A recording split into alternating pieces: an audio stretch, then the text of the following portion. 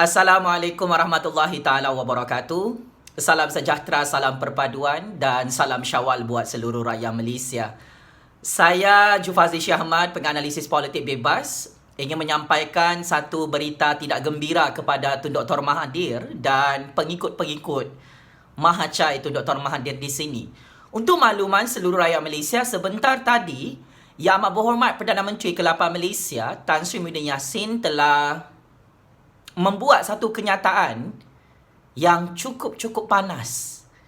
Tan Sri Muhyiddin Yassin telah membuat confirmation bahawa keahlian Tun Dr. Mahathir bersama dengan pengikut-pengikutnya iaitu Mukhris Mahathir, Sheikh Sadiq, Dr. Mazli Malik dan pemimpin lain dalam Parti Bersatu telah digugurkan keahlian mereka sebagai ahli bersatu.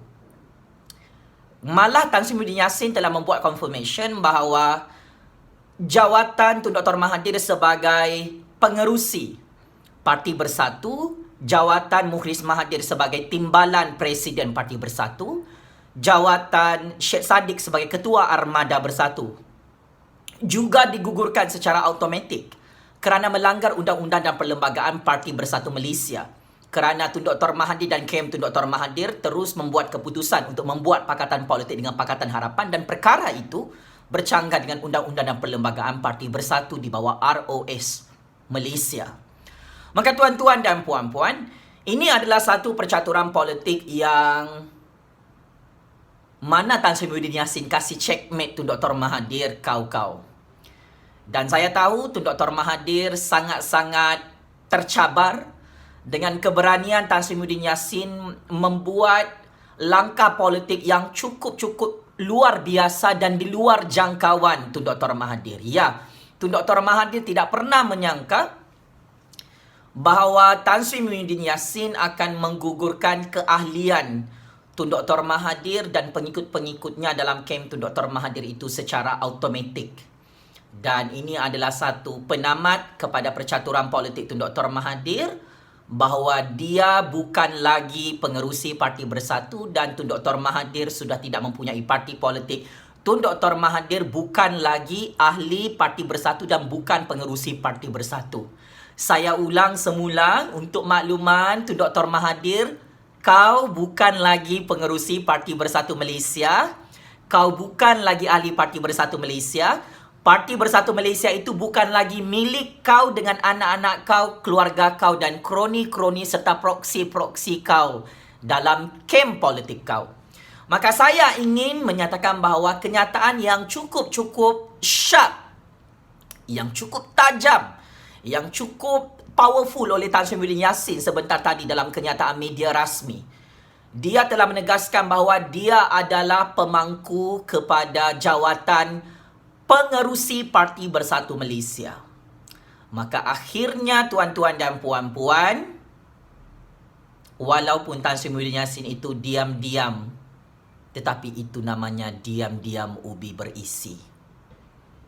Tun Dr. Mahathir ingat, musuhnya adalah Datuk Seri Anwar Ibrahim, Mat Sabu, Lim Kit Siang, PKR, DAP dan Amanah.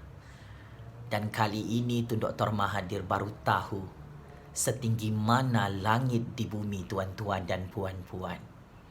Tun Dr. Mahathir, ini adalah pengakhiran legasi politik Tun Dr. Mahathir yang cukup tragis, yang cukup sadis. Jangan cakap Tan Sri Muhyiddin Yassin diktator. Kerana dahulu Tun Dr. Mahathir menjadi Presiden UMNO, memecat Datuk Seri Anwar Ibrahim sebagai timbalan Presiden UMNO, sebagai timbalan Perdana Menteri, sebagai ahli UMNO pada tahun 1990-an. Dan ini adalah perkara biasa.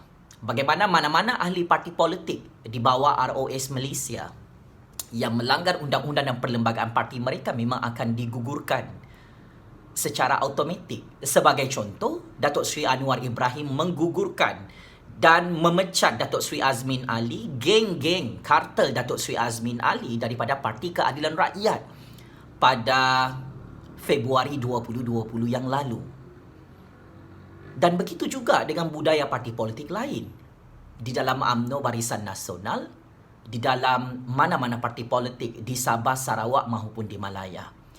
Maka ini adalah kesalahan Tun Dr. Mahathir sendiri.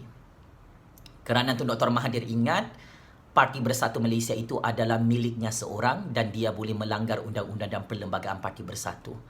Dan saya mengucapkan tahniah, setinggi-tinggi tahniah, kerana strategi dan langkah politik Tan Sri Muhyiddin Yassin dalam keadaan di track yang betul, yang mana terus menggagalkan misi percaturan politik Tun Dr. Mahathir untuk menggulingkan kerajaan Tan Sri Muhyiddin Yassin di Putrajaya. Tun Dr. Mahathir, anda perlu menggali lubang kubur sendiri.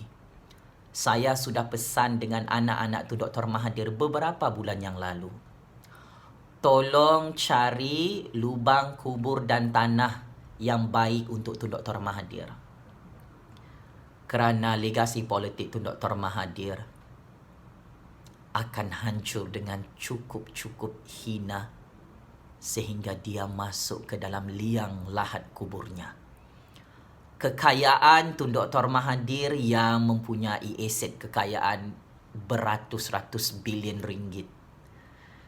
Kemasyhuran legasi politik Tun Dr. Mahathir tidak mampu menjadi senjata untuk menghancurkan Tan Sri Muhyiddin Yassin di Putrajaya. Tidak mampu untuk menghancurkan kerajaan yang di-Pertuan Agong di Putrajaya. Kerana Tun Dr. Mahathir sudah dilihat tidak bernilai dan tidak berharga di mata Tan Sri Muhyiddin Yassin, di mata Raja-Raja Melayu, di mata rakyat Malaysia. Game is over Tun Dr. Mahathir. Ramalan politik saya tepat. Pelucutan keahlian Tun Dr. Mahathir sebagai ahli Parti Bersatu Malaysia ini akan terus mengukuhkan legasi kuasa Tan Sri Muhyiddin Yassin sebagai Perdana Menteri yang paling berkuasa era tahun 2020 di Putrajaya. Checkmate and game over. Tun Dr. Mahathir Mohamad yang terus menggigit jari. Apa yang dikejar tak dapat yang dikendong keciciran.